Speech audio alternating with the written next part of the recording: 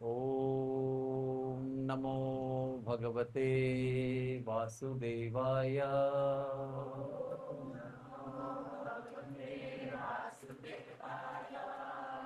ओम नमो भगवते वासुदेवाय।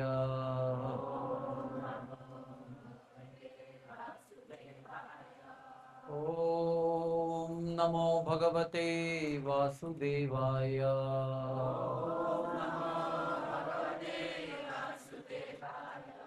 हरे कृष्णा कृष्ण कृष्णा हरे हरे, हरे रामा राम राम हरे हरे। वाञ्छाकल्पतरुभ्यश्च कृपा सिन्धुभ्य एव च पतितानां पावनेभ्यो वैष्णवेभ्यो नमो नमः। ॐ अज्ञानतिमिरन्धस्य ज्ञानाञ्जनशलाकया चक्षुरुन्मिलितं येन तस्मै श्रीगुरुवे नमः। श्रीचैतन्यमनोभीष्टं स्थापितं येन भूतले स्वयं रूपः कदा मह्यं ददाति स्वपदान्तिकम्। श्रीकृष्ण चैतन्य प्रभु नित्यानंद, श्री अद्वैत गदाधर श्रीवासदि गौरभक्तवृंदा। हरे कृष्णा कृष्णा कृष्णा हरे हरे, हरे राम राम राम हरे हरे। हरे कृष्णा। हिंदी में बोलना है ना? हिंदी और इंग्लिश? हिंदी। तो आप सबका बहुत बहुत धन्यवाद है, आपने मुझे आपके मंदिर में बुलाया और बलराम जी के बारे में बोलने का अवसर दिया। बलराम जी हमारे जीवन में बहुत महत्वपूर्ण व्यक्ति है, क्योंकि बलराम जी का जो पोजीशन है वो आदि गुरु का है। बलराम जी हमारे जीवन में परम गुरु आदि गुरु के रूप में आते हैं।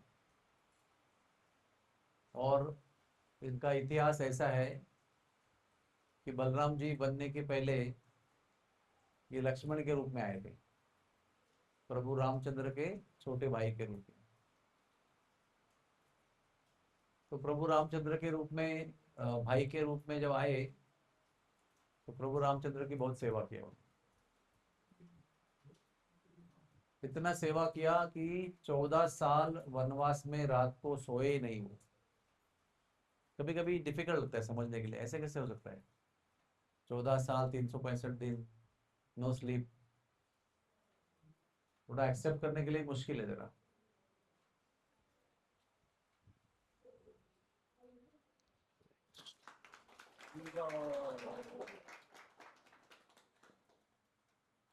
लेकिन दिन भर कंदमूल फल इकट्ठा करते थे सीता और राम जी को खिलाने के लिए। जहां जहां घूमते थे वहां पर पत्ते इकट्ठा करते थे और पत्तों का घर बनाते थे, पर्णकुटी। उसमें प्रभु रामचंद्र के लिए पत्तों की शैया यानी बेडिंग बनाते थे, जिस पर प्रभु रामचंद्र और सीता देवी सोते थे। फिर प्रभु रामचंद्र के चरण को मालिश करते थे। फिर सोने के बाद में रात भर वहां पर क्या कहते थे, गश्त देते थे, यानी विजिलेंस, सिक्योरिटी। चारों तरफ घूमते थे धनुष्य ताने हुए। और फिर सुबह से वापस सेवा चालू, जल ला के देना, फल ला के देना। और आगे चलते थे, कांटे उनको लगते थे, फिर बाजू में करके फिर रास्ता बनाते थे। तलवार हाथ में लेके जंगल को काट के रास्ता बनाते थे, और वो रास्ते पर फिर प्रभु रामचंद्र और सीता चलते थे। तो जितना भी हमने अभी सुना उसमें से क्या दिखाई पड़ता है? सेवा, सेवा और सेवा, और कुछ नहीं।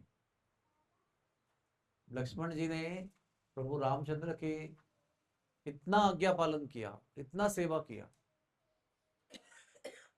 वैसे देखो, हम लोग मनुष्य हैं तो विवाह करते हैं ना, पति पत्नी शादी करते हैं, और जब ये पति पत्नी शादी करते हैं तो बहुत सारे शपथ लेते हैं, वचन, कि मैं साथ निभाऊंगी, मैं साथ निभाऊंगा, दुख में सुख में साथ में रहेंगे। और पति कहेगा कि मैं रक्षा करूंगा, मैं खाना खिलाऊंगा, वस्त्र दूंगा, घर दूंगा, सुरक्षा करूंगा, शरीर से, मन से, आत्मा से मार्गदर्शन करूंगा, रक्षा करूंगा। पत्नी कहेगी कि मैं आपके लिए समर्पित रहूंगी, आपकी सेवा करूंगी, आपको हर सहायता में भगवान की सेवा करने के लिए मदद करूंगी। तो ये सारे जो वादे होते हैं ना, शपथ वचन, वो पति और पत्नी के बीच में होते हैं। भाई बहन के, भाई भाई के बीच में कुछ वादे होते हैं क्या? कुछ विधि होता है ऐसा कि जहाँ भाई भाई बैठ के शपथ लेते हैं कि मैं आपका साथ दूंगा? तो बिना किसी शपथ के, वचन के भी लक्ष्मण जी प्रभु रामचंद्र के लिए बद्ध थे, bound, bound by love and service. ये विशेष बात है। जब भी वनवास का जो भी कुछ कैकेयी ने वरदान मांगा, तो किसके लिए था? यस, किसके लिए था वो? वनवास के लिए जो वरदान मांगा कैकेयी ने, वो किसके लिए मांगा था? भगवान राम के लिए। बोलो ना, बोलते क्यों नहीं? बोलो, आपको पता है। तो प्रभु रामचंद्र के लिए था वो, कि प्रभु रामचंद्र वनवास में जाएंगे। आप इधर बैठो। लक्ष्मण के लिए नहीं था। लक्ष्मण नहीं भी जाते तो क्या था? लक्ष्मण अगर बोलते कि प्रभु रामचंद्र अभी आपको वनवास जाने का आदेश मिला है, तो आप जाओ, आपके पीछे माता पिता की रक्षा मैं करूंगा, अयोध्या को मैं संभालूंगा, भरत को, शत्रुघ्न को मैं देखभाल करूंगा, कौशल्या और सुमित्रा मैया को भी देखूंगा मैं, आप निश्चिंत होके जाओ, राज्य को संभालूंगा मैं। लेकिन कैसा है ना कि प्रभु रामचंद्र को छोड़कर एक पल भी जीना और उसका विचार करना भी इम्पॉसिबल था उनके लिए। प्रभु रामचंद्र को छोड़कर एक पल भी जीना इम्पॉसिबल था। इसलिए बोलते ना, बाय डिफॉल्ट, बाय डिफॉल्ट वो उनके साथ चले गए। उसके भी पीछे कहानी ऐसी है कि जब भी वो पुत्र कामेष्टि यज्ञ हुआ था ना, दशरथ का, प्रभु राम के जन्म के लिए, तो उस समय वो यज्ञ पुरुष निकला यज्ञ में से। उसके हाथ में कलश था, और कलश में पायसम था, खीर था। तो राजा दशरथ ने क्या किया? वो खीर को आधा डिवाइड किया, आधा कैकेयी को दिया, आधा कौशल्या को दिया। फिर उन्होंने क्या किया?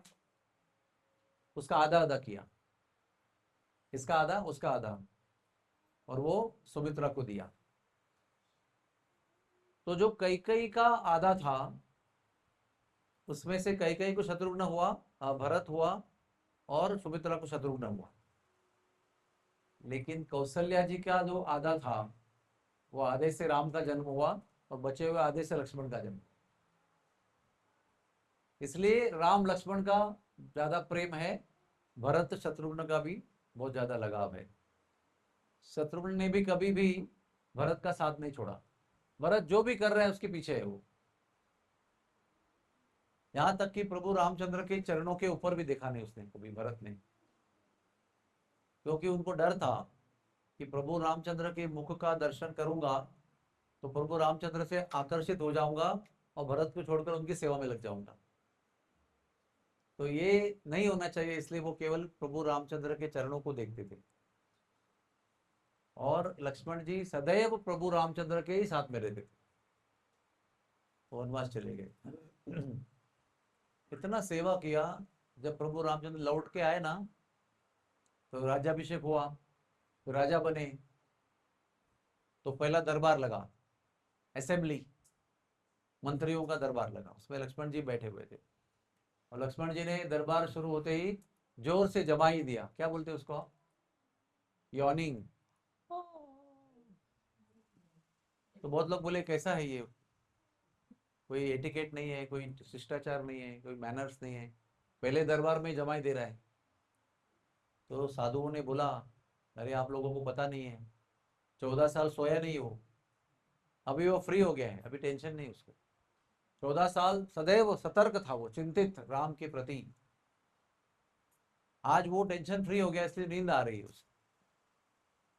तो हमको क्या सीखना चाहिए, जैसा हमको दिखता है ना वैसा नहीं रहता है कभी भी। दिखने में अगर ज्ञान नहीं होगा और बिना ज्ञान के देखेंगे तो हम लोग उस पर टीका करेंगे, क्रिटिसाइज करेंगे। लेकिन नॉलेज हो गया आपको कि ये 14 साल सोया नहीं है इसलिए अभी जमाई दे रहा है, तो आप उसको क्रिटिसाइज नहीं करेंगे। इसलिए ज्ञान बहुत जरूरी है, बहुत इंपॉर्टेंट। किसी भी व्यक्ति के प्रति कितना भी आपको कुछ भी कहने के पहले पता करना चाहिए कि मैं क्या बोल रहा हूँ, सही बोल रहा हूँ कि गलत बोल रहा हूँ। ऐसे लक्ष्मण की सेवा है। लेकिन छोटे भाई के नाते जो सेवा किया ना, उसमें 2-3 बार थोड़ा प्रॉब्लम हो गया उनको। प्रॉब्लम यानी बहुत दुख हो गया। बाकी समय पर इतना सेवा किया, सोया नहीं, खाया नहीं, पिया नहीं, उपवास किया, कुछ भी किया, कष्ट नहीं हुआ। लेकिन 2-3 बार कष्ट हो गया। कैसे? मारीच को मारने के लिए राम गए थे ना, तो राम ने लक्ष्मण को बोला था, लक्ष्मण पीछे रहने का, इनको छोड़ने का नहीं, इनकी रक्षा करने का, मैं उसको मार के आता हूँ। और मार दिया उसको। तो मारीच ने क्या किया, लक्ष्मण लक्ष्मण मुझे बचाओ, राम की आवाज में पुकारा, लक्ष्मण लक्ष्मण बचाओ। तो सीता ने भी सुना, और सीता ने बोला जाओ, तुम्हारे बड़े भैया संकट में हैं, पुकार रहे हैं मदद के लिए। लक्ष्मण ने कहा नहीं भाभी, कोई वो टेंशन, राक्षस है वो, उसे उसका माया है, वो अपने राम की आवाज में आवाज कर रहा है, लेकिन वो राम की आवाज नहीं है। राम ने उसको मार दिया है, वो खाली हमको माया में डालने के लिए बहका रहा है। नहीं नहीं नहीं, तो वो भी जाने को तैयार नहीं। उस समय सीता ने क्या बोला, तुम इसी समय के लिए प्रतीक्षा कर रहे थे, you are waiting for the same situation, कि राम चला जाए, उसकी मृत्यु हो जाए जंगल में, फिर तुम मेरे साथ एंजॉय कर सको। ऐसा लगता है कि हृदय में बाण मारा लक्ष्मण के, वाक बाण, वाक बाण मतलब क्या, वाचा, अपनी वाणी से इतना हर्ट किया लक्ष्मण को। फिर लक्ष्मण को जाना पड़ा, और जाना पड़ा तो राम मार के आ रहे थे, बोले तुम इधर क्या कर रहे हो? बोले भाभी ने मुझे ऐसा ऐसा बोला, इसलिए मुझे आना पड़ा। चलो वापस देखते हैं, भाभी शायद गायब हो गई होगी। वापस जाके देखते हैं तो भाभी को रावण लेके गया था। तो इस समय बहुत कष्ट हुआ गया उसको। वो कैसा है, बड़े भैया की आज्ञा, भाभी की आज्ञा के बीच फंस गए वो बेचारे, बहुत बुरा भला सुनना पड़ा उनको। दूसरी बार जब वनवास से लौट के आई सीता, तो प्रभु रामचंद्र बोलते हैं चिता जलाओ, लकड़ी रचाओ। क्या बोलते हो आप, क्या बोलते हो उसको, चीता बोलते ना, जलाते ना मुर्दे को। सीता को अग्नि प्रवेश करना पड़ेगा, और अपना पातिव्रत्य, हाँ, अपना सतीत्व को प्रूव करना पड़ेगा। तो कहते हैं भाई भैया ऐसा क्यों कर रहे हैं आप, भाभी तो पतिव्रता है। बोले मैं जानता हूँ, लेकिन जनता नहीं जानती है। जनता के सामने सिद्ध करना पड़ेगा कि ये पतिव्रता नारी है, शुद्ध है, पवित्र है।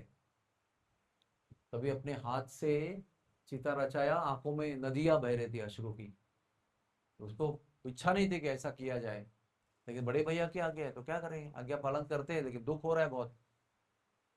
फिर सीता ने अग्नि में प्रवेश किया, भाई वो बाहर निकली शुद्ध होकर, वो बात अलग है, लेकिन उसके पहले की बात, इतना दुख हुआ उनको। सेकेंड टाइम तकलीफ हुआ। थर्ड टाइम क्या तकलीफ हुआ, अभी वापस लेके आए, शादी हो गया। फिर एक धोबी ने अपने पत्नी को बोला, रात को गश्त लगाते ना, क्या कहते हैं उसको, वो रात को राजा या कोई मंत्री संतरी होते हैं ना, वो ड्रेस बदल करके घर घर में घूमते हैं, सुनते हैं वो क्या बोल रहे हैं, लोगों के मन में क्या चल रहा है। तो एक धोबी अपने पत्नी को बोल रहा है कि तुम एक रात की बाहर रही, घर पे, घर से बाहर रही तुम एक रात, मैं राम नहीं हूं कि 1 साल बाहर रहने के बाद भी पत्नी को घर पे रख रहे हो, मैं राम नहीं हूं, चले जाओ घर से, यहां से। समझ में आपको आया? राम का एग्जाम्पल थे कि बोला कि मैं राम नहीं हूं तुमको रखने के लिए। राम ने रखा, राम का गलती है वो, 1 साल रावण के घर पे रहने के बाद भी उसको घर पे स्वीकार किया, ये सही नहीं है। तो ये सुनते ही प्रभु ने लक्ष्मण को बुलाया। उस समय सीता जो है वो गर्भवती थी, 2 बच्चे थे पेट में उसके। लक्ष्मण को बोला, लक्ष्मण व्रत लगा दो, सीता को बोलो कि वाल्मीकि ऋषि के आश्रम में आपको जाके रहना है, आप प्रेग्नेंट हो ना, अच्छा रहेगा, संतों के संग में, जंगल में, शुद्ध वातावरण में, शहर से दूर रहोगे तो अच्छा रहेगा। तो सीता देवी बड़ी खुश हो गई, सती थी ना, बड़ी सती थी वो, संतों का संग उसको अच्छा लगता है, मतलब प्रेगनेंसी भी है तो संतों का संग, उनकी वाणी उपदेश सुनना अच्छा रहेगा बहुत। रथ में बिठा कर बोले छोड़ के आना उसको, वापस लेकर मत आना, लेकिन बताया नहीं उसको। सीता देवी बड़ी खुश है, वो सब देख रही है नजारा, रास्ते में आनंद ले रही है, और लक्ष्मण रो रहे, रथ को हाँक रहे और रो रहे, रो रहे, रो रहे। तो सीता मैया ने पूछा, लक्ष्मण क्यों रो रहे हो आप? वो बोल नहीं पा रहा है, वो रोते ही जा रहे हैं। फिर वाल्मीकि का आश्रम आया, वहां पर उनको उतार दिया। बाद में बहुत रोते रोते रोते, बहुत देर रोने के बाद में बोला कि प्रभु रामचंद्र का आदेश है कि आपको यहाँ छोड़ना है। यहाँ तक तो ठीक था, लेकिन आगे आगे बोला कि वापस आपको लौट के घर पे नहीं आना है। तब सीता देवी को भी बहुत दुख हो गया और लक्ष्मण को भी बहुत दुख हो गया, लेकिन बड़े भैया की आज्ञा है तो क्या करें। तभी लक्ष्मण ने तय किया कि अगला अवतार में बड़ा भाई बनकर आऊंगा, क्योंकि ये ऐसे सारी ऐसे डिफिकल्ट कंडीशन में मुझे कैसे मैं करूं। बड़ा भाई अपने मर्जी से काम करेगा, छोटा भाई की आज्ञा पर पालन करेगा। लेकिन अगले जन्म में वो बलराम बनकर आए, फिर भी उनका सेवा भाव जरा भी कम नहीं हुआ। कृष्ण के इच्छा के अनुसार ही काम किया। जैसे वो सुभद्रा बड़ी हो गई थी अभी, है ना, जवान हो गई थी, और भगवान की ऐसी इच्छा थी कि सुभद्रा का विवाह अर्जुन से हो जाए, और बलराम जी की इच्छा थी कि मेरी बहन का विवाह दुर्योधन से हो जाए। आ गया ना प्रॉब्लम अभी, दुर्योधन अर्जुन, दुर्योधन अर्जुन, छोटे भाई की इच्छा। तो उसने तय भी किया था कि मैं तय करूंगा शादी। तो कृष्ण ने क्या किया, कृष्ण ने अर्जुन को बोला तू साधु बन जा, सन्यासी बन के हमारे महल में आना, हमारे घर पे आना, और कहना कि हमको चतुर्मास करना है। चतुर्मास में एक घर चाहिए जहाँ पर अच्छी सेवा हो सकेगी। तो वो दाढ़ी वाड़ी बढ़ाकर साधु बनकर बलराम जी के घर पे आया, यानी कृष्ण के घर पे आया, सब साथ में रहते थे। तो आते ही उन्होंने, बलराम जी ने प्रणाम किया उनको, बोले साधु घर पे आए, बोले महाराज जी क्या इच्छा है आपकी? तो उन्होंने कहा कि मुझे 4 महीना व्रत करना है, चतुर्मास्य। अभी चल रहा है ना चतुर्मास्य, पहला महीना चल रहा है ना अभी, फिर पूर्णिमा के दिन दूसरा महीना शुरू हो जाएगा, 4 महीना व्रत करना है। तो उन्होंने कहा हाँ हमारे घर पे रहो, हमारे घर पे रहो। वहां से सुभद्रा आई, बोले सुभद्रा तुमको इनकी सेवा करना है, जो चाहिए पानी जल फल, जो भी व्रत के लिए पूजा के लिए सामान चाहिए वो सब देना है, कुछ कमी नहीं पड़नी चाहिए। हम द्वारका के राजा हैं सब लोग, मैं मेरे भाई, अच्छी सेवा करो। तो 4 महीना सेवा करने के बाद में अर्जुन को तो प्रेम था ही सुभद्रा के ऊपर, सुभद्रा को भी प्रेम हो गया। एंड में भगवान ने आकर सुभद्रा को बताया कि तुमको जिससे विवाह करना है ना वही है ये, अभी मैं बोलता हूँ ऐसे करो। क्योंकि बड़े भैया की क्या इच्छा है, दुर्योधन से विवाह करना है। तो अभी इनसे विवाह करने के लिए कुछ जादू करना पड़ेगा ना। तो उन्होंने बोला कि तुम इसको लेके भागो, रथ तैयार है, जब मैं बोलूंगा तो भाग जाना तुम। और भागने के बाद में अर्जुन तुम रथ नहीं चलाना, सुभद्रा के हाथ में देना लगाम, और सुभद्रा रथ चलाएगी और तुम बैठोगे रथ में। तो कौन किसको भगा रहा है, ये प्रश्न आएगा ना। अर्जुन ने सुभद्रा को भगाया कि सुभद्रा ने अर्जुन को भगाया, ये क्वेश्चन मार्क आएगा ना। तो 4 महीने की खत्म होने के बाद में वे भाग गए। न्यूज आ गई कि वो साधु था ना, वो अर्जुन था, वो चीटिंग कर रहा था, 4 महीने चीटिंग किया उसने, और 4 महीने के एंड में चीटिंग करने के बाद मेरी बहन को भाग के भगा के लेके गया वो। तो तुरंत गदा लेके निकले, बोले अर्जुन का वध करूंगा, इतनी हिम्मत मेरे घर पे आके मेरे बहन को भाग भगा के लेके जा रहा है। तो उतने में कृष्ण वहां से आए, तो बोले भैया आप इतने गुस्सा में क्यों हो? जरा, उस टाइम दूरबीन नहीं था, बोला ऐसा करके देखो जरा कौन किसको भगा रहा है। तो देखते हैं तो रथ का जो लगाम है वो सुभद्रा के हाथ में है और अर्जुन पीछे बैठे हैं। ऐसा नहीं कि वो भगा के लेके जा रहे हैं, वो चिल्ला रहे हैं, बचाओ बचाओ भैया मुझे बचाओ, ऐसा कुछ नहीं, आराम से बैठी है, रथ चला रही है और खुशी से जा रही है। तो फिर वो कहते हैं कि देखो भैया, आप, मैं जानता हूँ आपकी इच्छा है कि वो दुर्योधन से विवाह करें, लेकिन देखो ना अभी उसने मन से अपने वर को ढूंढ लिया है और इच्छा से वर को ही भगा के ले जा रही है वो, और वो खुद ही जा रही है पति के घर में। तो उसके अभी एक इच्छा के खिलाफ हम कैसे कर सकते हैं? एक बार अर्जुन ने उसको छू लिया और हाथ पकड़ के ले गया, तो अभी दूसरे का विवाह कैसे हो सकता है? तुरंत गदा नीचे किया बलराम ने और कृष्ण की इच्छा के अनुसार विवाह कर दिया। यानी बड़ा भैया होने के बाद में भी अधिकार दिखाया, लेकिन किया वही जो कृष्ण की इच्छा। ऐसे कई प्रसंग है। लास्ट में जब भी दुर्योधन का और भीमसेन का युद्ध हुआ ना, सब लोग मर गए, दुर्योधन का एक भाई भी बचा नहीं, सारे सेनापति सब मर गए। तो दुर्योधन ने ब्रेक ले लिया, विश्रांति, जल के नीचे जाके ठंडा होने के लिए बैठ गया वो। तो सब लोगों ने ढूंढा किधर है किधर है, तो ढूंढ के निकाला उसको, बोला ए कायर, छुप के बैठा है क्या? तो दुर्योधन तो कायर नहीं था, लेकिन उसको युद्ध में ललकारने के लिए उन्होंने ऐसा बोला, तो वो बाहर आ गया। और फिर भीमसेन का और दुर्योधन का गदा युद्ध हो गया। उसके पहले पता है ना आपको, युद्ध होने के पहले, महाभारत का युद्ध के शुरू होने के पहले गांधारी ने बोला था, बेटा मुझे मिलने को आना अकेले, जमुना जी में स्नान करना, और जैसे जन्म हुआ था ना तुम्हारा, कोई वस्त्र नहीं कुछ नहीं बदन पे, वैसे आना मुझे मिलने के लिए, एकांत में रात के समय आना, और जैसा मैंने बोला वैसा करना। हाँ, क्योंकि वो महापतिव्रता थी, महाशिव भक्तिनी थी, और महापतिव्रता, जैसे शादी हो गई ना तब से आंख में पट्टी बांध के रखी। हस्बैंड अंधा है तो मैं भी अंधे बन के रहूंगी, इच्छा से। इसलिए उसके अंदर बहुत पावर थी, उसको पता था मैं पट्टी खोलूंगी और देखूंगी ना तो उसका शरीर वज्र का बन जाएगा। वज्र जानते हैं आप? वज्र, वो हीरा से भी ज्यादा पावरफुल होता है, उसको कोई तोड़ नहीं सकता है। तो पूरा शरीर वज्र बनाने का प्लान था उसका। और वज्र का शरीर बनेगा तो ना बाण चलेगा, ना गदा चलेगा, ना कुछ चलेगा, ना बॉम्ब होगा, ना अस्त्र शस्त्र, कुछ नहीं चलेगा उसके ऊपर। मारते रहो उसको, कुछ नहीं होगा, ना खून बहेगा, कुछ नहीं होगा। उसको पता था कि मेरा बेटा बहुत पापी है, लेकिन क्या करेगा, बेटा है ना, पहला बेटा, वो भी बहुत प्रेम था उसके ऊपर, इसलिए उसको प्रेम के कारण उसको बुलाया। और ये खबर कृष्ण को मिल गई, और कृष्ण ने देखा कि अरे ये तो अगर पूरा अगर बन गया वज्र का, तो भीमसेन भी गया और पांडव भी गए, सब लोग गए, अभी ये अकेला ही काफी हो जाएगा सबको मारने के लिए।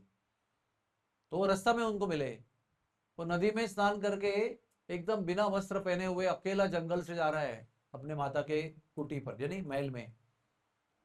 बोलते अरे हो ओहो, कहाँ जा रहे हो आप ऐसे? बोले भैया ने बुलाया मुझे। बोले कब से कब?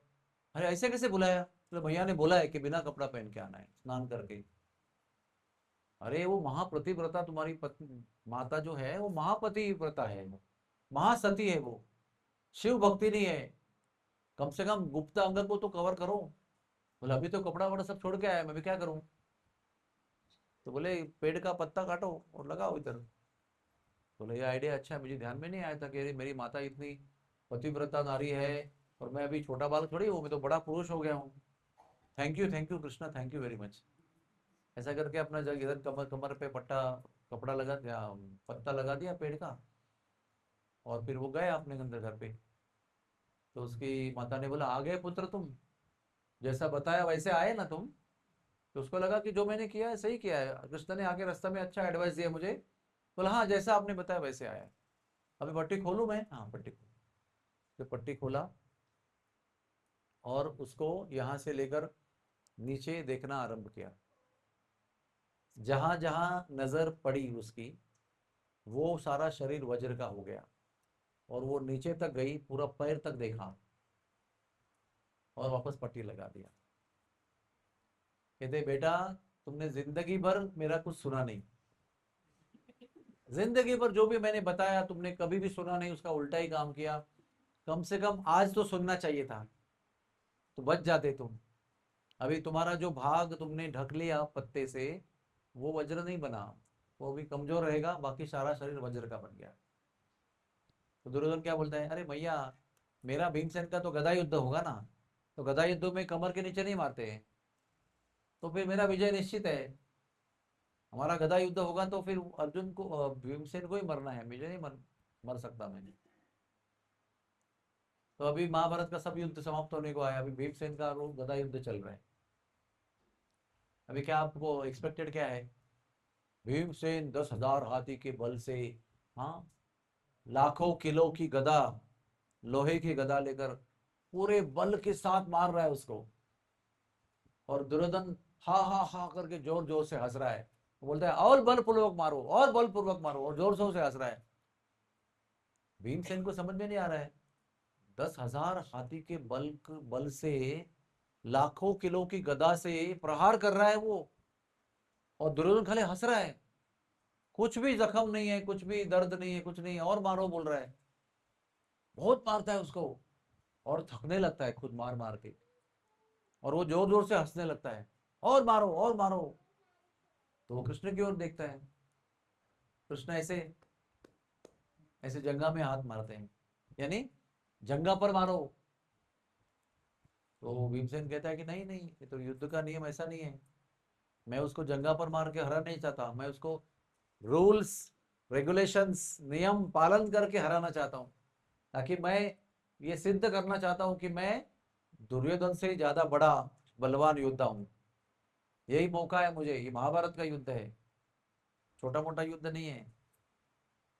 तो फिर मारा बहुत, फिर वही हंस रहा है।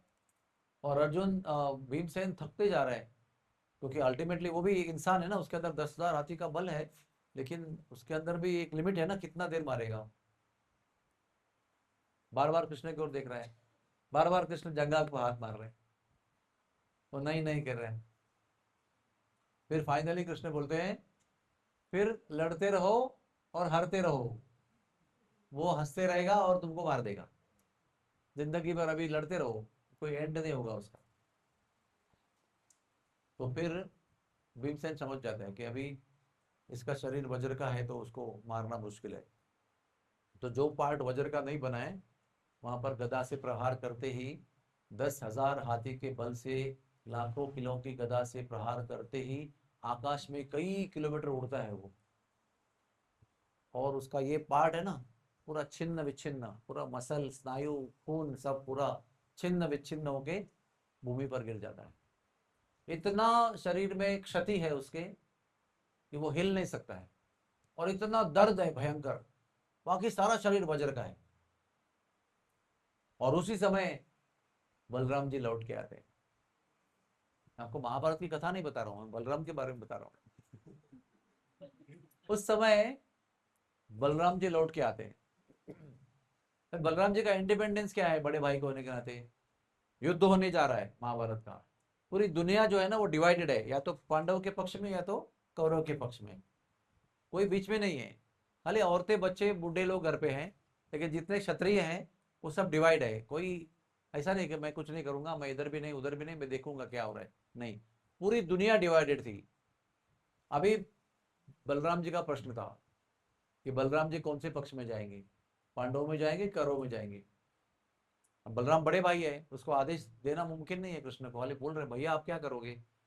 तो भैया क्या सोचते हैं कि मुझे दुर्योधन बड़ा प्रिय है, क्योंकि मेरा शिष्य है, मैंने गदा सिखाया उसको। आपको पता है बलराम जी ने दुर्योधन को गदा कहाँ सिखाई? वो टीचिंग स्कूल किधर था उनका? आप लोग के नेपाल में सिखाया, अभी तो बताओ कहाँ सिखाया? जनकपुर में, मिथिला में।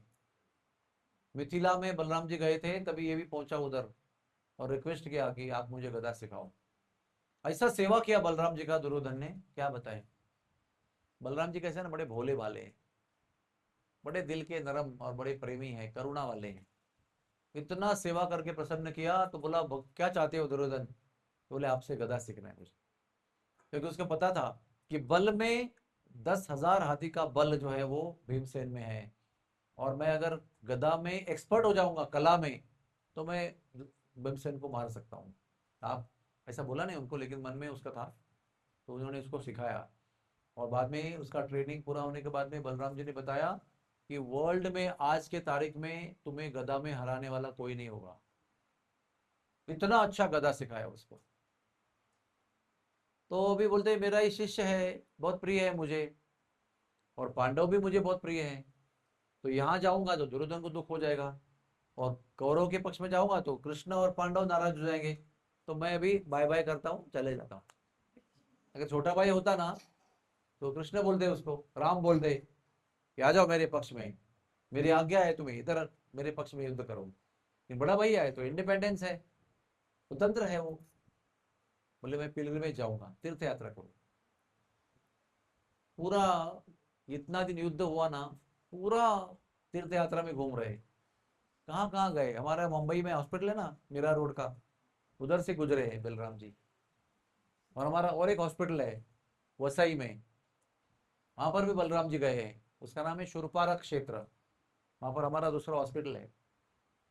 वहां पर चैतन्य महाप्रभु ने भी एक कुंड में स्नान किया है, उसका नाम है निर्मल कुंड, वो हमारे हॉस्पिटल के बाजू में है। वहां पर शिव जी ने बिमलासुर को मारा है और एक कुंड में फेंका है, उसका नाम है विमल कुंड, वो भी हमारे हॉस्पिटल के दूसरे साइड में है। एक साइड में निर्मल कुंड है, एक साइड में विमल कुंड है।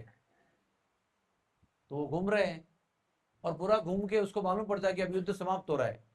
सब लोग इधर देखो, हरे कृष्णा कृष्ण कृष्ण हरे हरे, हरे राम राम राम हरे हरे। कथा में ध्यान रखो, इधर उधर मत देखो। क्या हुआ बताओ, मैंने कहा रुका कथा है। अभी 18 दिन का युद्ध समाप्त हो रहा है, उनको न्यूज मिलती है कि युद्ध समाप्त हो रहा है, तो बलराम जी लौट के आते हैं। लौट के आते तो क्या देखते हैं कि भीमसेन का और दुर्योधन का लास्ट में युद्ध हुआ, और भीमसेन ने रूल के खिलाफ, नियम के विरुद्ध जाकर दुर्योधन के जंघा पर प्रहार किया, और अभी मरने की अवस्था में दुर्योधन पड़ा हुआ है। तो बलराम जी को बड़ा गुस्सा आता है, गदा उठाकर आते हैं, बोलते हैं आज मैं भीमसेन को मारूंगा। इतना बड़ा योद्धा, लेकिन फिर भी गलती से गलत जगह पर मारा उसने, युद्ध का नियम तोड़ के, मैं जरूर मार दूंगा। तो कृष्ण आते हैं बीच में, बोलते भैया 18 दिन तो आप नहीं थे, अभी आए हो, आपको पता है क्या, आप बोल रहे हो कि भीमसेन ने गलत काम किया है, युद्ध के नियम के खिलाफ काम किया है, मैं उसका वध करूंगा ही, मेरे प्रिय दुर्योधन के साथ भी उसने गलत काम किया है। अरे भैया आपको पता नहीं है, तो क्या आप नहीं थे ना, इस बीच में युद्ध हुआ था, तभी अभिमन्यु को इसने और 5 योद्धा ने अकेले मिलकर मारा था, तो इसने भी नियम तोड़ा कि नहीं। एक महारथी को एक महारथी के साथ में एक साथ एक टाइम युद्ध करना है, तो ये भी था उसमें। और कर्ण, दुशासन, ये सब लोगों को लेके 6 महारथियों ने एक साथ युद्ध किया उसके साथ में। एक ने धनुष्य का तार तोड़ दिया, एक ने धनुष्य तोड़ दिया, एक ने रथ तोड़ दिया, एक ने एक कर दिया, करके उसको पूरा तलवार घुसा घुसा के उसको मार दिया उन्होंने। अच्छा, ये तो मुझे पता नहीं था, इतना बड़ा अन्याय किया। इतने 16 साल के कोमल बालक को इतने बड़े बड़े 6 महारथी योद्धाओं ने अकेले मिलकर मारा उसको, गदा नीचे किया। यानी बड़े भाई के रूप में अपनी इच्छा को चला रहे वो, लेकिन एंड में कृष्ण की बात ही मान रहे हैं। तो कृष्ण की इच्छा और कृष्ण की सेवा, ये उन्होंने बलराम के भी अवतार में कभी भी छोड़ा नहीं। बड़े भाई का रूप में अपना अधिकार जमाया, लेकिन काम वही किया जो फाइनली कृष्ण को पसंद है। तो हमको यही समझना है कि बलराम जी का पोजीशन जो है वो कितना इंपॉर्टेंट है। तो ये बलराम जी का अभी जन्मदिन है, श्रावण महीने के पूर्णिमा के दिन बलराम जी का जन्म हुआ। फिर बलराम जी जो है ना, ओरिजिनल बलराम जी, गौलोक के बलराम जी, उनकी माता है रोहिणी। तो वो वसुदेव की पत्नी है रोहिणी। वसुदेव की बहुत सारी पत्नियां हैं, उसमें एक पत्नी है रोहिणी, एक पत्नी है देवकी, और भी बहुत सारी पत्नी हैं। तो रोहिणी गर्भवती हुई, और तभी कंस का आतंक हो गया था बहुत। कंस ने मथुरा में बहुत सारा हल्ला मचाया था, तो उसके डर के कारण उन्होंने अपने पत्नी को चुपचाप गोकुल में भेज दिया, क्योंकि गोकुल में उनके फ्रेंड थे। कौन थे वो? नंद महाराज। वो फ्रेंड भी थे और सौतेले भाई भी थे। यानी 2 पत्नियां थी शूरसेन, अपने देवमीड राजा के 2 पुत्र हुए। एक पुत्र हुआ क्षत्रिय पत्नी को, क्षत्रिय पत्नी से जो पुत्र उसका नाम था शूरसेन, और जो वैश्य पत्नी थी उसका पुत्र हुआ, उसका नाम था पर्जन्य महाराज। तो शूरसेन को पुत्र हुआ, उसका नाम वसुदेव, वो क्षत्रिय है, और पर्जन्य वैश्य है, तो पर्जन्य का पुत्र 5 पुत्र हुए, उपनंद, अभिनंद, नंद, सुनंद और नंदन। तो नंद वैसे भाई भी है, डिस्टेंट, क्या कहते हैं उसको, आप समझ सकते हैं रिश्ता ना, एक एक दादाजी है और बाकी चाचा जी डिफरेंट हैं, तो फ्रेंड भी थे और भाई भी थे। तो सुरक्षा के लिए उन्होंने रोहिणी को उनके घर भेज दिया। नंद महाराज ने स्थिति को देखते हुए बड़े ही प्रेम से और आदर से रोहिणी को आश्रय दिया, उसकी रक्षा किया, देखभाल किया, उसको बहुत प्रेम दिया, सम्मान दिया, बहुत सम्मान दिया। और फिर कंस ने देवकी वसुदेव को अरेस्ट कर दिया, जेल में डाल दिया। पहले छोड़ दिया था, अब बोला, वसुदेव ने बोला था कि जो बच्चा होगा ना मैं आपको पहुंचा दूंगा, आप चिंता मत करो, आपको देवकी के द्वारा वध होने की चिंता मत करने की जरूरत नहीं, क्योंकि देवकी से आपको वध को डर नहीं है। देवकी का 8वां पुत्र होगा, उससे आपको डर है। तो मैं आपको वादा करता हूं कि जितना बच्चे होंगे मुझे पहले से लेकर हर एक को पहुंचा दूंगा।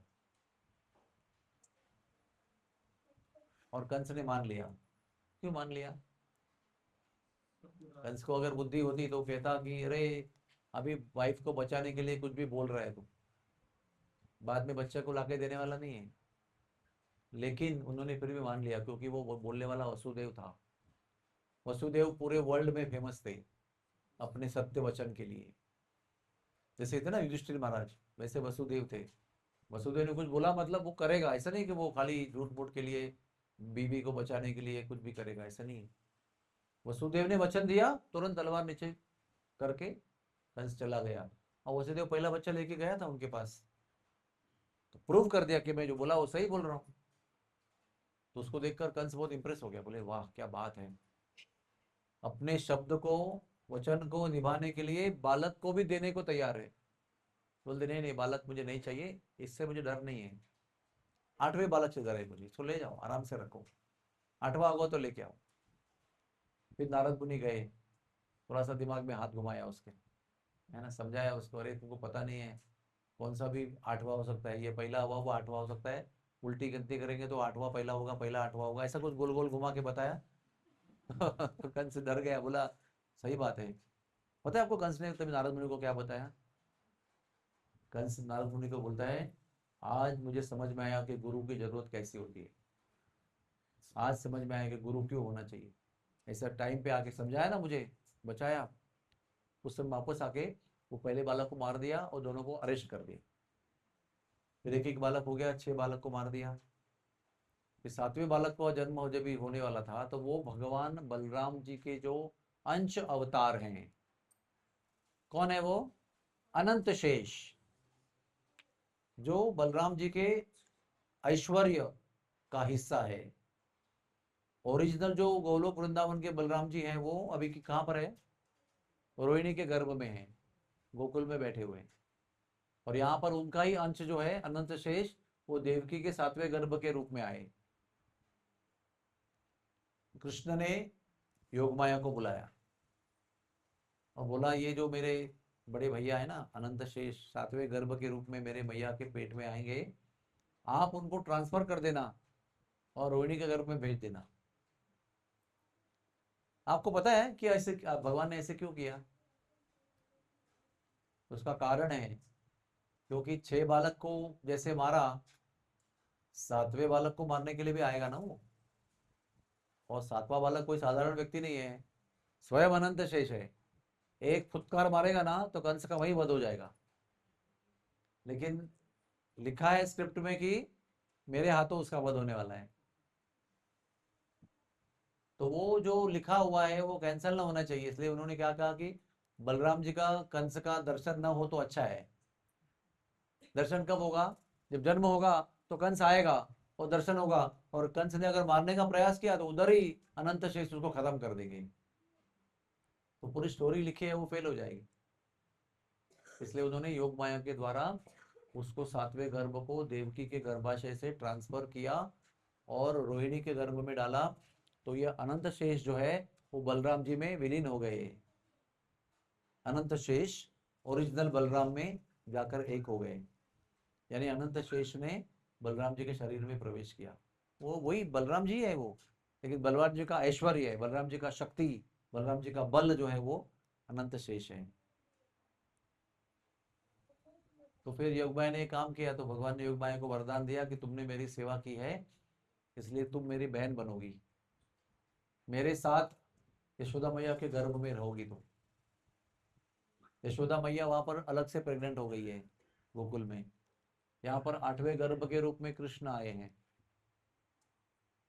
और कृष्ण क्या है, रातों रात जन्म होके वहां से निकल गए और आ गए गोकुल में, है कि नहीं।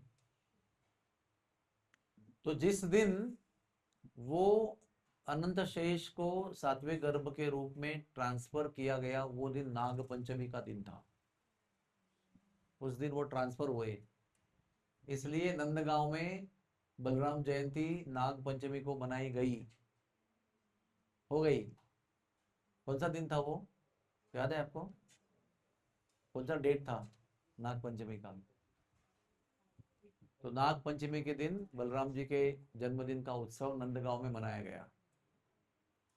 हरिवंश पुराण के अनुसार नंदगांव में ऐसा कहा गया है, ध्यान से सुनो आप, आपने कभी सुना नहीं होगा ये बात। अनंत शेष जो बलराम जी का ऐश्वर्य अवतार है, उनकी विशेष अनेक पत्नियां हैं, नाग पत्नियां हैं उनकी, उसमें नाग लक्ष्मी जो है वो रेवती का अवतार है। वो नाग लक्ष्मी वो ऐश्वर्य, रेवती का ऐश्वर्य का हिस्सा है। वो बड़ा तप किया उसने, नाग लक्ष्मी ने, बलराम जी को पति प्राप्त करने के लिए। तो नाग पंचमी के दिन ब्रज में अनंत शेष अपने अनंत पत्नियों के साथ, अनंत अपने सैनिकों के साथ ब्रज में प्रकट हुए। इसलिए नंदगांव में नाग पंचमी के दिन बलराम जी का जन्मदिन मनाया जाता है। फिर पूर्णिमा आई आई ना, अभी 28 तारीख को अगस्त को बलराम जयंती होगी ना, पूर्णिमा, श्रावण महीने की पूर्णिमा। तो उस दिन रोहिणी ने अपने गर्भ से जन्म दिया बलराम जी को। अभी उसके अंदर अनंत शेष भी है, और बलराम जी अनंत शेष को लेकर अपने अंदर उन्होंने जन्म लिया।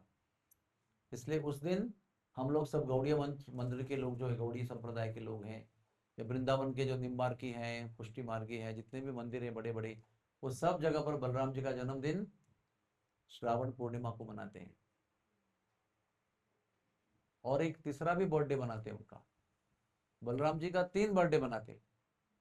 हम सब लोग कब मनाएंगे, 28 तारीख को। कभी था वो नागपंचमी का दिन, 17 अगस्त को नागपंचमी थी। हमारे गांव में, साउथ इंडिया में, तमिलनाडु में, केरला में नाग का बड़ा महत्व है। उस दिन नाग की पूजा की जाती है, और नाग जो है रक्षक है। हमारे पास जितना धन है वो सब नाग रक्षा करते हैं उसकी। साउथ इंडिया में जितने भी मंदिर है ना, वो साउथ इंडिया में नाग को एक अलग नाम है, उसका नाम है सुब्रमण्य। तो सुब्रमण्य को पेड़ के नीचे स्थापन करते हैं, मेन बीच में सुब्रमण्य, और उसके अनेक हजारों सैकड़ों नाग रहते हैं, उनको पेड़ के नीचे स्थापन करते हैं, उनको पूजा करते हैं। बहुत हमारे गांव में नाग का महत्व है, जहां जहां जाओगे वहां सुब्रमण्य का आपको गुड़ी मिलेगा। गुड़ी यानी जगह जहां पर उनको रखते हैं। घर में भी, अपने घर में भी सुब्रमण्य गुड़ी को स्थापन करते हैं लोग। और नाग पंचमी को बहुत बड़ा उत्सव करते हैं, उपवास करते हैं, उनका अभिषेक करते हैं, उनको खीर खिलाते हैं, उनका पूजन करते हैं।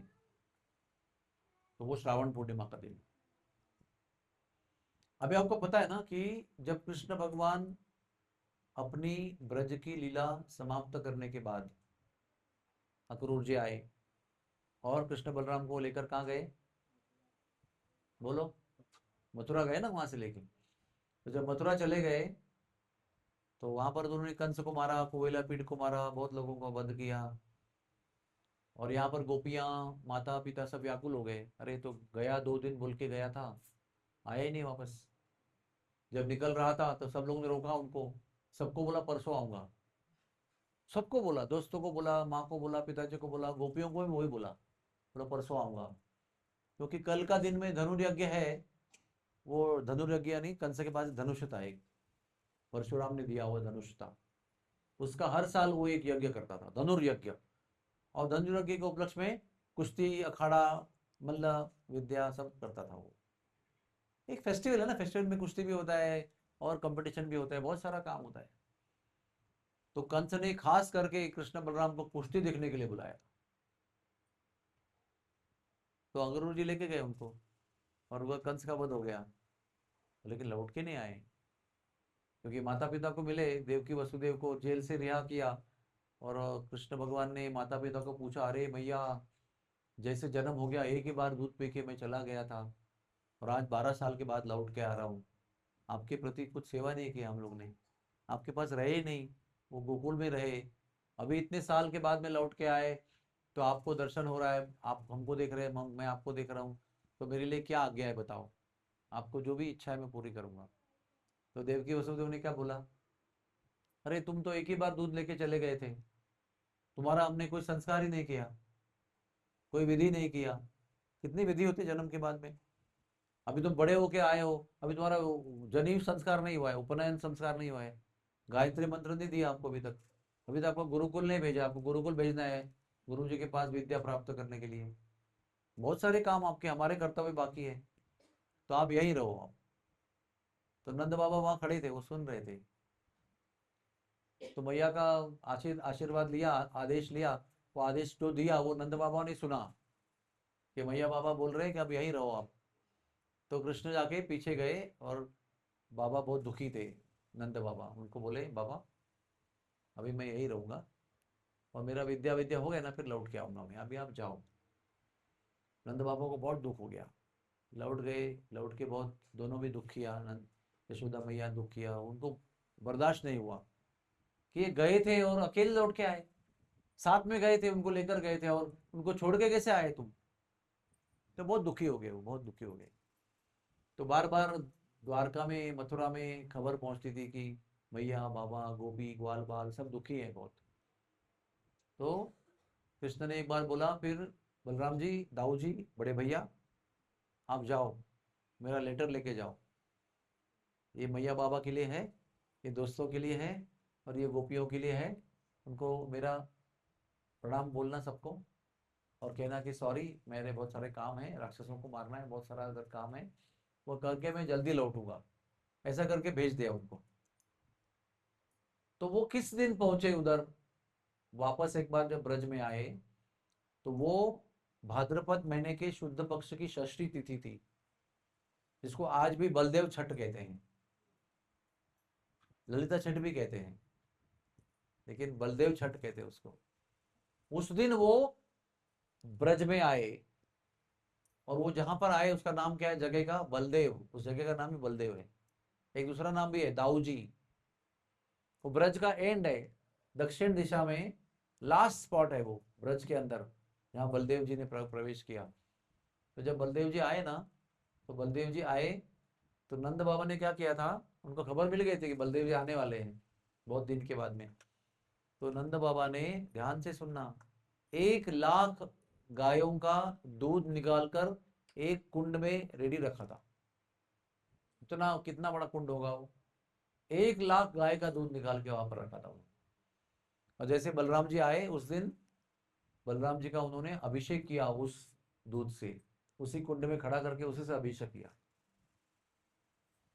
तो वो कुंड जो है, वो जो दूध था, वो भगवान बलराम जी का चरणामृत बन गया।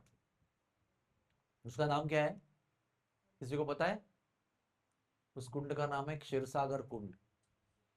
इस लीला के माध्यम से जब बलराम जी का अभिषेक किया गया, तो जो क्षीर सागर है ना, कहाँ पर है क्षीर सागर, वो हमारे ब्रह्मांड का लोकल वैकुंठ है, श्वेत द्वीप कहते हैं उसको। गर्भोदक शाही विष्णु का जो अवतार है उसको कहते हैं क्षीरोदक शाही विष्णु। और वो एक टापू पे रहते हैं, वो टापू जो है वो समुद्र के बीच में है, और समुद्र किस कौन सा है, वो दूध का समुद्र है, क्षीर सागर। तो वो जो समुद्र है, वो तीर्थ जो है वो यहाँ प्रकट हो गया, क्योंकि वो तीर्थ को भी ब्रज में आकर रहना है, ब्रज का वास लेना है, ब्रज का संग लेना है। तो ये लीला के माध्यम से बलराम जी ने वो क्षीर सागर कुंड को ब्रज में आश्रय दिया। आज भी आप जाओगे वृंदावन में तो गोकुल के आगे 15 किलोमीटर, वृंदावन से आगे 25 किलोमीटर गोकुल है, और गोकुल के आगे 15 किलोमीटर दाऊ जी यानी बलदेव जी का स्थान है। तो जिस दिन बलराम जी ब्रज में वापस लौटकर कृष्ण का संदेश लेकर आए, उस दिन वो लोग बलराम जी का तीसरा जन्मदिन मनाते हैं। और कौन सा स्थान है जहां पर थर्ड जन्मदिन मनाते हैं? एक स्थान है हाथरस, आपने सुना है हाथरस? बड़ी लंबी लंबी कहानी है ब्रज की। हाथरस में सबसे बड़ा बलराम जी का बर्थडे सेलिब्रेशन होता है, थर्ड टाइम वाला। और सतोहा नाम का गांव है नंदगांव के पास, उधर भी बलराम जी का जन्मदिन मनाया जाता है। और जब बलराम जी का जन्मदिन मनाते हैं ना, तो वो दिन पूरे वृंदावन धाम में, बरसाना नंदगांव से लेकर दाऊ जी तक, जितने भी वन है, जितने भी गांव है, जितने भी शहर है उधर जितने भी है, वो सब में कुश्ती की दंगल होती है, रेसलिंग कंपटीशन। पूरे ब्रज में जहां जहां जाओ बोर्ड लगेंगे, ये समिति, वो समिति, नंदगांव समिति, बरसाना समिति, भांडेरवन, गोकुल, वृंदावन, सब जगह पर बोर्ड लगेगा। सब जगह पर अखाड़े में बच्चे लोग, जवान लड़के लोग कुश्ती खेलेंगे। तो बलराम जी के जन्मदिन के उपलक्ष्य में पूरे ब्रज में दंगल होती है, कुश्ती के अखाड़े वाली। ऐसे हमारे दाऊ जी महाराज, ब्रजवासी लोग दाऊ जी कहते हैं उनको ना, दाऊ जी यानी बड़े भैया। बोले दाऊ जी महाराज की जय, ऐसे बोलते हैं ब्रज में। और दाऊ को ब्रज का राजा मानते हैं। आज भी आप जाओगे ना उधर बलदेव में, तो उधर बलदेव जी की 6 फुट और 6 इंच की मूर्ति है, यहां से उधर तक है, इतनी बड़ी है, इतनी, इससे विशाल मूर्ति है, एक ही पत्थर में बनी हुई। वो जो कृष्ण के पुत्र कौन है? रुक्मिणी के पुत्र कौन है? प्रद्युम्न।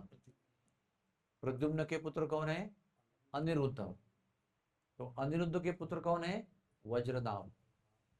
तो भगवान कृष्ण ने वज्रनाभ को आदेश दिया था कि जब मैं चला जाऊंगा दुनिया छोड़कर, तो मेरे ब्रज को तुमको बनाना है, जहां जहां मैंने लीला किया उस स्थान को तुमको संवारना है, को इस्टेब्लिश करना है, ताकि आगे की दुनिया आकर मेरे स्थानों को दर्शन करें। क्योंकि सबको लेकर तो भगवान गोलोक चले गए ना, सबको लेकर चले गए तो ब्रज खाली हो गया पूरा। तो ब्रज में बताएगा कौन कि यहाँ पर माखन चुराया था, यहाँ पर रासलीला किया था, यहाँ पर राक्षस को मारा था, यहाँ पर केशी को मारा था, यहाँ पर बकासुर को मारा था, ये सब कौन बताएगा? यहाँ पर गौचारण किया था, यहाँ पर गिरिराज को उठाया था, ये सब बताने वाला कोई है ही नहीं। सारा वन ही वन है, कोई सबको वो लोग लेके गए भगवान। तो वज्रनाभ को बोला था उन्होंने कि जब मैं जाऊंगा तो मेरे लीलाओं के स्थान को तुम बनाए रखना, जहां वन में लीला किया था उसको भी संवारना, जहां पर जलाशय, कुंड, सरोवर के पास लीला किया था उन सरोवरों को बनाना, और मेरे विग्रहों को स्थापन करना। 3 लेवल पे बताया था। कौन से 3 लेवल बताया था? वन को संवारना, कुंड को संवारना, और मूर्तियों को बनाना। इस तरह से री स्टैब्लिश करना, पुनर्स्थापना करना ब्रज की। तो वो प्रयास में वज्रनाभ ने बलदेव जी की 6 फुट 6 इंच की मूर्ति बनाई, आज भी वहां विराजमान है। और वहां पर पूरे ब्रज में होली खेलते हैं, लेकिन होली का उत्सव होने के बाद 10 दिन के बाद में वहां पर एक अलग प्रकार की होली खेलते हैं, उसका नाम है होरंगा। वो उधर खेलते हैं दाऊ जी के पास, उसका भी बड़ा एडवर्टाइज होता है, चीफ मिनिस्टर वगैरह आते हैं उसके अंदर, और बहुत बड़ी दंगल होती है उस दिन, बहुत अलग तरीके से होली खेलते हैं। इधर बरसाने में लट्ठी मारकर होली खेलते हैं ना, लट्ठा मार, पता है आपने सुना है ना, लट्ठा मार होली। गोपियां जो है वो नंदगांव के ग्वाल वालों को लट्ठा मारते हैं, उसको कहते हैं लट्ठा मार होली। फिर बलराम जी के नाम पे बहुत गांव में, छोटी बठेन, बड़ी बठेन, ऐसे गांव में छड़ी मार होली खेलते हैं, हल के रूप में छड़ी मार होली खेलते हैं, यानी औरतें आदमियों को मारते हैं। औरंगा जब खेलते हैं तो दाऊ जी की जो गोपियां हैं, वो जो भी आदमी आएगा उसके कपड़े फाड़ते हैं। कोई भी जाएगा ना, हम लोग भी जाएंगे उस दिन घूमने के लिए, तो ऐसे खाली खड़े रहेंगे तो हमारे कपड़े फाड़ देंगे, अब कुछ बोल नहीं सकते हैं। क्या बोल रहे हैं, होली है बुरा मत मानो और सबके कपड़े फाड़ देंगे। उसको कहते हैं होरंगा, बड़ा विचित्र होली होता है वो। तो ये बलदेव जी के स्थान है, और बलदेव जी की एक विशेषता है। आप बताओ मुझे, बलदेव जी का रंग कौन सा है? आप लोगों को सब पता है, आप बोलते नहीं खाली बस। बलदेव जी का रंग कौन सा है बताओ? नीला।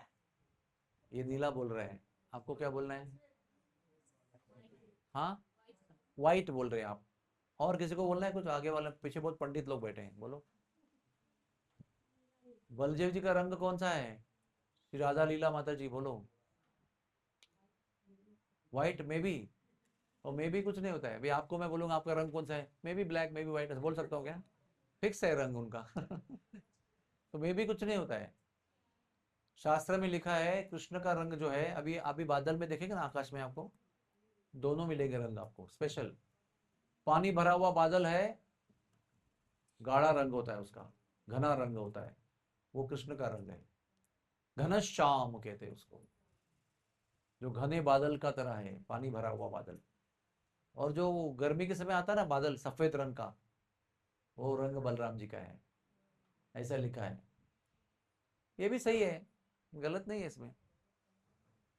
लेकिन बैठ जाओ, अभी मैं जो बता रहा हूं ना, अगली बार आऊंगा और कथा में पूछूंगा तो उसका जवाब आपको देना है, क्योंकि अभी मैं आपको बता रहा हूँ ना, अभी तक आपको पता नहीं है, लेकिन अभी मैं बताने के बाद में आपको पता हो जाएगा। बलराम जी ब्रज के बाहर जब ही रहते हैं तो गोरे रंग के रहते हैं, लेकिन ब्रज में जब रहते हैं तो वो भी सांवले रंग के हो जाते हैं कृष्ण की तरह। ये पता था आपको पहले कभी? कारण इसका यह है कि ब्रज में वो जो माधुर्य प्रेम है कृष्ण का, उसमें वो पूरे डूबे हुए हैं। जब आप किसी के बारे में बहुत सोचते हो तो उसके सारे गुण आपके अंदर आते हैं, ऐसे कहा गया है। आपको बता रहा हूं मैं, अगर आप दिन रात अपने गुरु के बारे में सोचते हो, दिन रात गुरु की वाणी सुनते हो, लेक्चर सुनते हो, और दिन रात गुरु की सेवा में लगे रहते हो, तो शास्त्र में लिखा है गुरु जी के सारे गुण आपके अंदर प्रवेश करेंगे। क्योंकि गुरु गुरु के अंदर बहुत दिव्य गुण होते हैं ना, भगवान की सेवा में सततम कीर्तयन्तो माम यतन्तश्च दृढ़व्रतः, ऐसे उनके वर्णन किया गया गुरु जी का। सदैव कृष्ण के निकुंज योनो रतिकेली सिद्ध्यै या याली भीर युक्ति अपेक्षणीया तत्रादि दाक्षात अति वल्लभस्य, ऐसे कृष्ण को अति प्रिय है गुरु जी। साक्षात हरित्वेन समस्त शास्त्र, हरि जैसे ही है वो, हरि में इतनी भक्ति में रहते हैं कि हरि जैसे ही सारे हरि के गुण प्राप्त कर लेते हैं।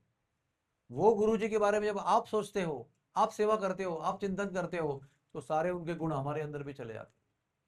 तो वैसे ब्रज में बलराम जी माधुर्य प्रेम के कारण सदैव कृष्ण के चिंतन में मग्न रहते हैं, इसलिए कृष्ण का ही रंग जो है वो प्राप्त कर लेते हैं। इसलिए ब्रज में आप कहीं भी जाओ, बलराम जी के मैं कुछ मंदिर गिनाऊंगा आपको, कहाँ कहाँ बलराम जी के मंदिर है। एक भांडेर वन में बलराम जी का मंदिर है, जहां पर भगवान बलराम जी ने प्रलंबासुर को मारा था।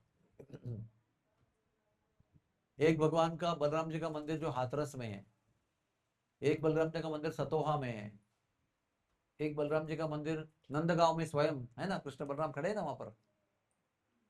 सब जगह काले हैं बलराम जी। और एक जगह मंदिर ऐसा है ललिता के गांव में है। अभी आप बोलो ललिता के गांव में बलराम जी क्या कर रहे हैं? ललिता के गांव में जब बलराम जी का विवाह हुआ ना रेवती के साथ, तो रेवती जो है वो ललिता की बहुत क्लोज फ्रेंड है। तो शादी होने के बाद रेवती अपने नए नए शादी किए हस्बैंड को लेकर ऊंचे गांव में गई थी अपने फ्रेंड से मिलने के लिए। तो ललिता देवी ने अपने ऊंचे गांव में रेवती और बलराम जी, दाऊ जी महाराज को कुछ दिन रखा था। उनका घर है उधर, वहां पर भी रेवती बलराम जी का विग्रह है, मूर्ति है। वो भी विग्रह जो है बलराम जी काले रंग के वहां। और छोटी बठेन बड़ी बठेन नाम का दो स्थान है। एक बार बलराम जी और कृष्ण भगवान जो है वो गाय चराने गए रोज जाते हैं ना, रोज रोज जाते हैं, खेलते हैं, कूदते हैं, गाय चराते हैं, मजा करते हैं बहुत, कभी कभी झगड़ा भी करते हैं। बलराम जी की गाय अलग है, कृष्ण की गाय अलग है। जब झगड़ा हुआ तो कृष्ण बलराम ने बोला अभी हमारे साथ गाय नहीं चराना आपको, यानी हम आपके साथ गाय नहीं चराएंगे, तुम अलग चराओ, मैं अलग चराऊंगा। तो उस दिन वो दो दिशा में चले गए। इधर कृष्ण अपनी गाय को लेके गए, अपने दोस्तों को लेके गए, बलराम जी अपने फ्रेंड्स को और गाय को लेकर दूसरी जगह चले गए। और हर दिन गाय चराते समय कृष्ण बलराम बीच में रेस्ट लेते हैं। दोपहर के समय भजन भोजन घर पे आता है ना, गोपियां उसको कहते हैं क्या, छाक कहते हैं, छाक। दोपहर में, सुबह में कुछ खा के जाते हैं ना, थोड़ा बहुत बांध के देते हैं, लेकिन दोपहर में जहां लीला कर रहे हैं वहां पर गोपियां आती हैं ढूंढ ढूंढ के, और वहां पर लंच देती है उनको। तो वो लंच के समय पर एक जगह बैठ जाते हैं, वो जमुना किनारे बैठते हैं, गोलाकार बैठते हैं और लंच खाते हैं। तो उस दिन जो है ना वो अलग अलग रेस्ट किया उन्होंने। एक जगह है छोटी बठैन, बठैन का मतलब क्या है, जहाँ बैठते हैं। छोटी बठैन मतलब छोटा भैया जहाँ बैठा उसका नाम क्या पड़ा, छोटी बठैन। और बड़े भैया जहाँ बैठे उसका नाम क्या पड़ा, बड़ी बठैन। तो बड़ी बठैन में भी बलराम की मूर्ति है, ऐसे बैठे हुए आराम कर रहे हैं, वो भी काले रंग की मूर्ति है। इस प्रकार ब्रज में जहां जहां ब्रज बलराम जी की मूर्ति है, दाऊ जी की, वो सब जगह उनके रंग काले रंग की मूर्ति है। लेकिन ब्रज के बाहर जितनी मूर्तियां हैं वो सब गोरे रंग की मूर्ति है। और एक कारण है उसका, हमारे आचार्य बताते हैं कि जब छोटे बालक होते हैं ना, जैसे इक्वल एज के होते हैं ना, समझो जुड़वा भाई है समझो घर में, तो मैया क्या करेगी, इसको कपड़ा लाएगी तो वही कपड़ा उसको भी लाएगी, है ना। उसको अगर खेलने के लिए गदा ला के दिया तो उसको भी गदा ला के देगी, उसके लिए साइकिल ला के दिया उसको भी साइकिल ला के देगी, है ना। उसको बॉल ला के दिया तो उसको बॉल ला के देगी, उसको बलून लेके दिया तो उसको बलून लेके, इक्वल। कोई श्रृंगार कर रहे हैं समझो, कोई माला पहना रहे तो उसको भी माला पहनाएगी दोनों को, क्योंकि झगड़ा ना हो, है ना। तो दोनों में अंदर कितना फर्क है मालूम है आपको। चलो क्विज क्वेश्चन, सेनापति प्रभु, क्विज आपके लिए, बलराम जी और कृष्ण में कितना डिफरेंस है एज में।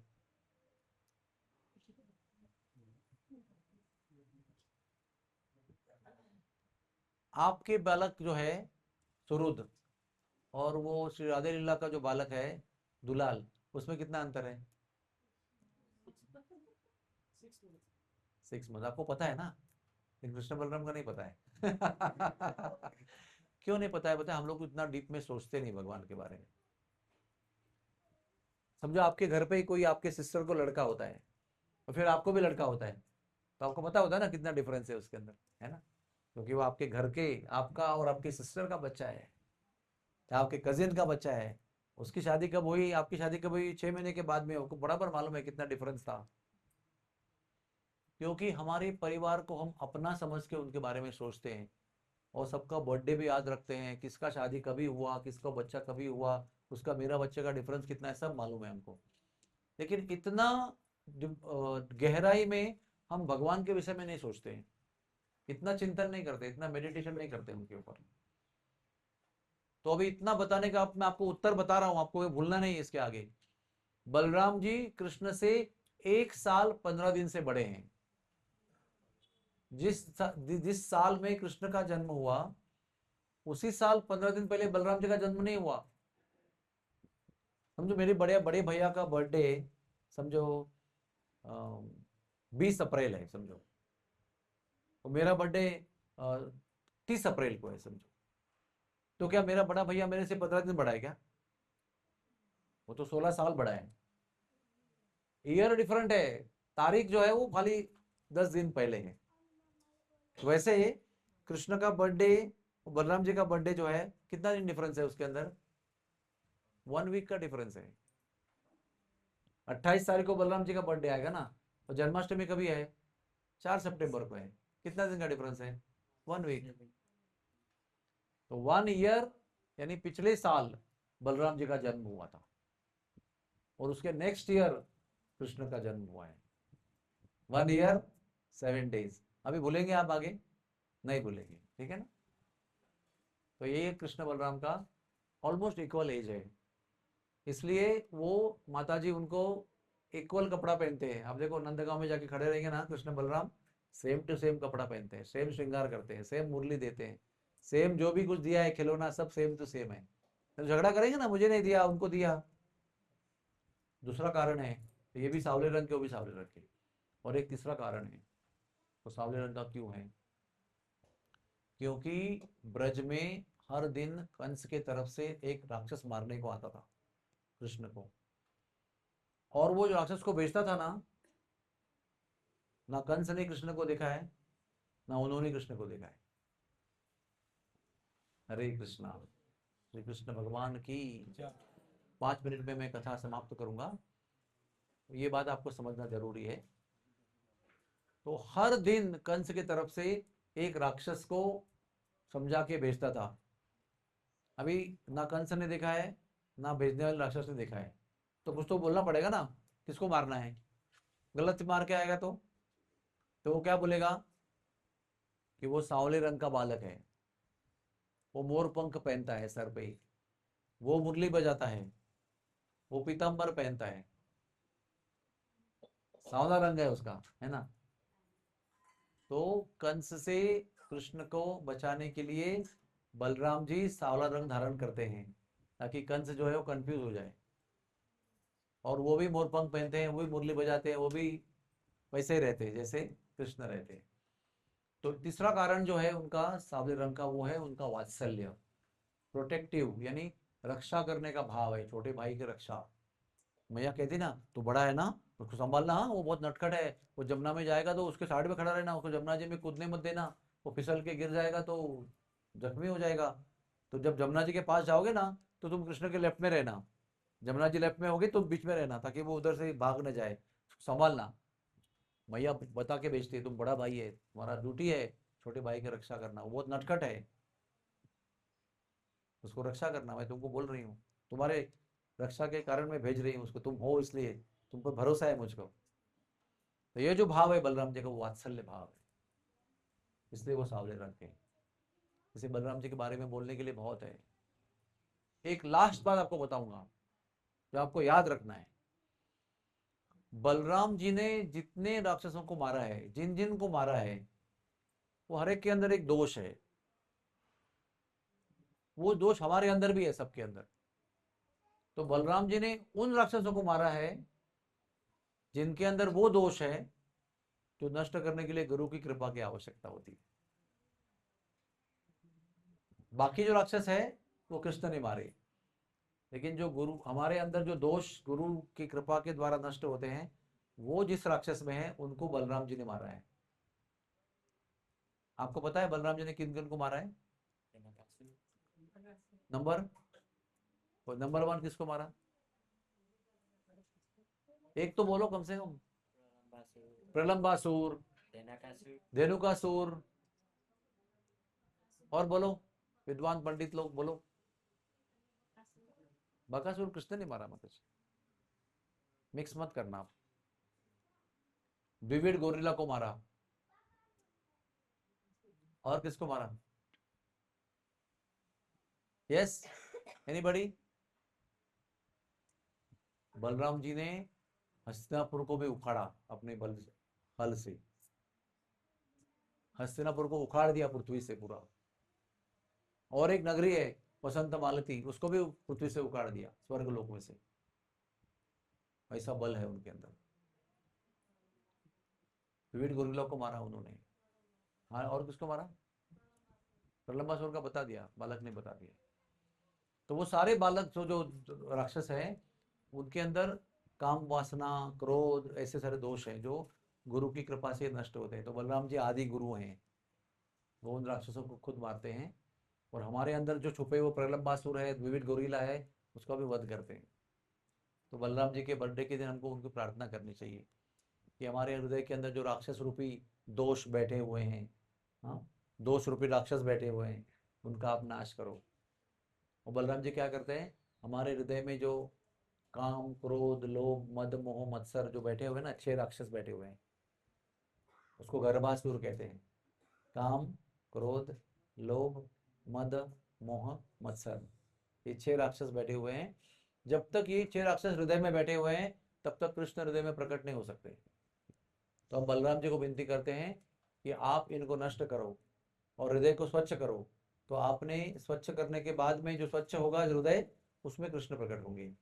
इसलिए देवकी के 6 गर्भ को खत्म होने के बाद में, जो ये काम क्रोध लोभ के ही प्रतीक हैं, उनको मारने के बाद में भगवान ने अनंत शेष को भेजा, ताकि देवकी का गर्भ जो है वो हृदय की तरह है, वो स्वच्छ करें।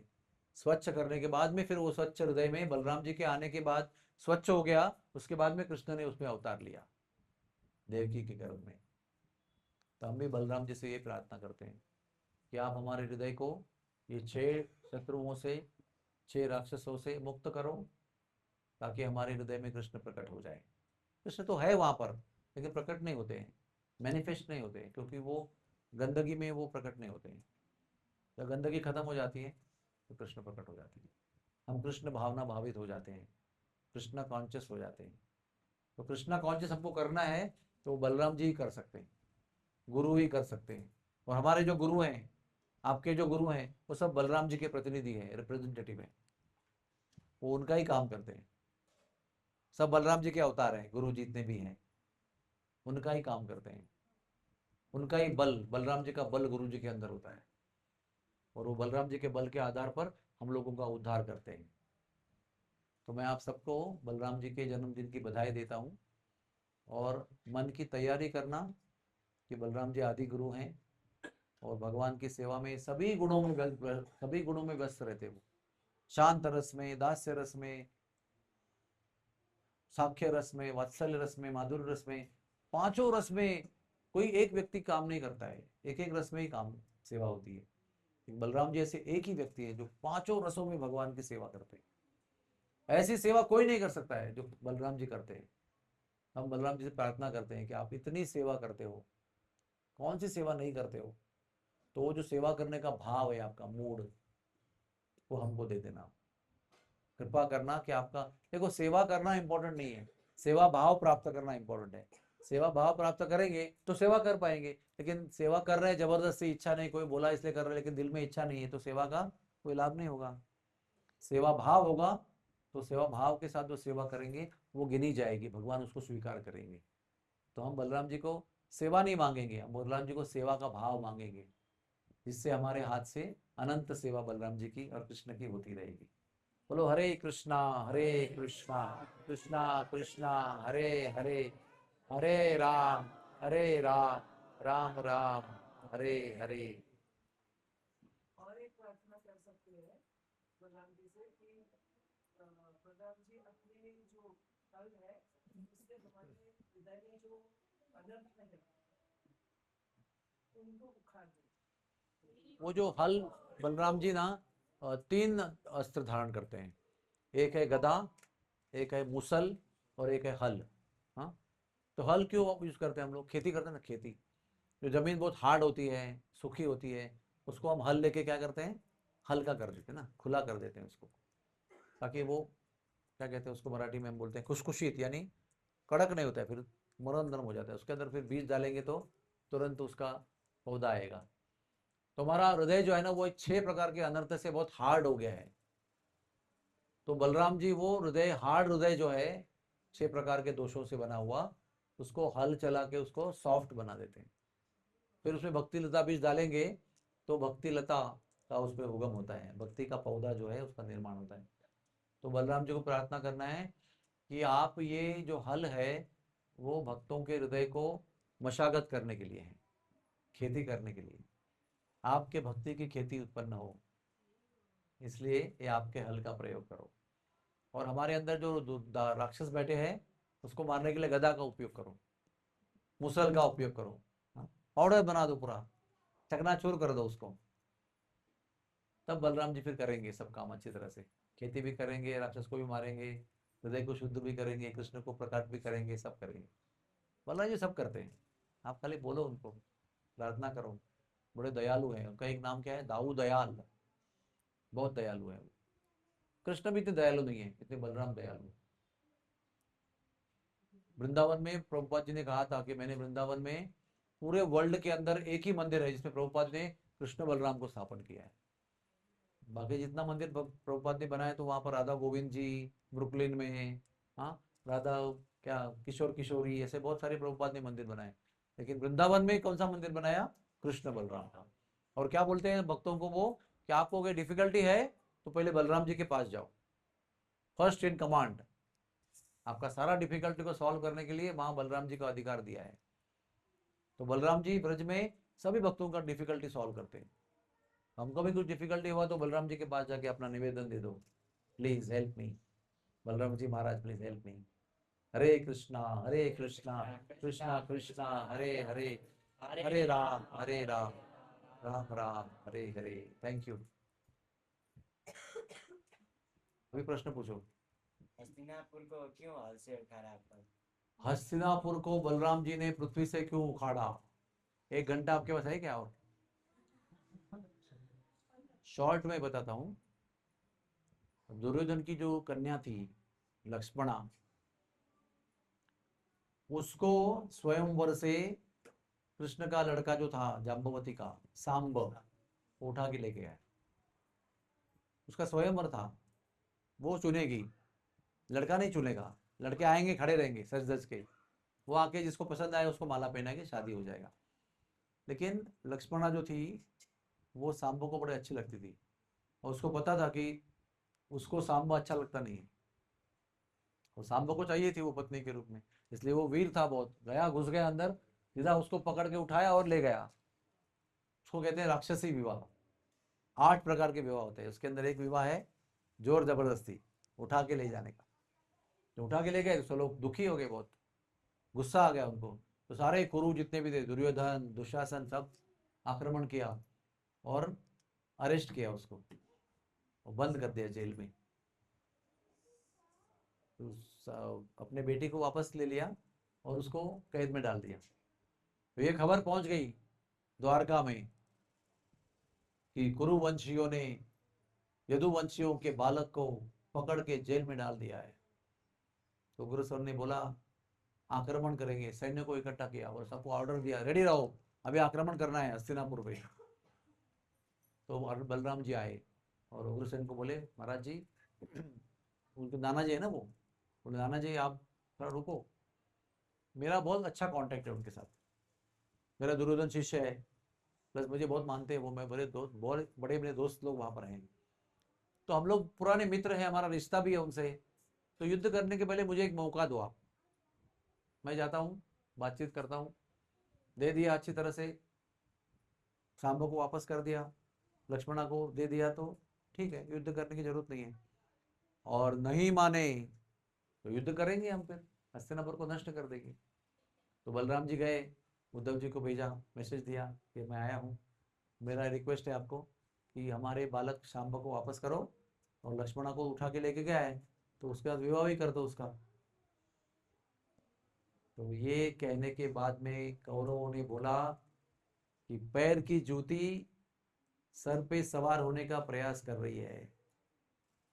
यदुवंशी लोग हमारे सामने पैर की जूती की तरह है, और वो हमारे सर पर बैठ के चढ़ना चाहते हैं, मुकुट बनना चाहते हैं, बिल्कुल नहीं देंगे। तो बलराम जी को गुस्सा आया, बलराम जी ने हल लिया, बोला मैं पूरा हस्तिना को गंगा जी में डुबा दूंगा। गंगा जी को मैसेज भेजा, बड़ी हो जाओ, मैं हस्तिनापुर को लेके आ रहा हूँ, आपके अंदर डुबा दूंगा। हल मारा पृथ्वी पे, पूरा उखाड़ दिया उसको। अभी वो हल जो है ना वो आकाश में है, और उसके नोक पर क्या है, हस्तिनापुर आकाश में है। सब लोग भाग रहे हैं, सब भूकंप हो गया, सब बिल्डिंग बिल्डिंग गिर गई, सब लोग भाग भाग के आए। लक्ष्मणा को आगे करके उसके पीछे सांबा, सारे वीर उसके पीछे, भीष्मदेव दुर्योधन दुशासन पांडव सब लोग उसके पीछे। और ऊपर से वो रिक्वेस्ट करे महाराज जी बचाओ बचाओ, माफ कर दो, सॉरी सॉरी सॉरी। तो उन्होंने वो ऊपर उठाया जो हस्तिनापुर है ना, वापस रख दिया जमीन पे। फिर वो जमीन पे लेवल आ गए, फिर वहां से आ गए और चरणों में गिर गए बलराम जी के, और सांबा को और लक्ष्मणा को अर्पण कर दिया, वही शादी कर दिया उनका, डाउरी भी दे दिया, सब आशीर्वाद लिया। हरी बोल, थैंक यू वेरी मच। बहुत लंबी कहानी है, छोटी मैंने आपको शॉर्ट में बताई। और कोई प्रश्न है? यस।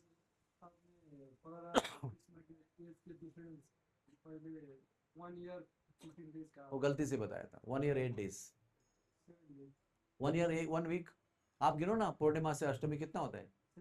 हाँ 8 डेज हो गया ना, फिर क्या। और बताओ। पीछे किसने हाथ ऊपर किया था? प्रश्न क्या है बताओ? माता जी बोलो, आप उनसे पूछो और आप बताओ।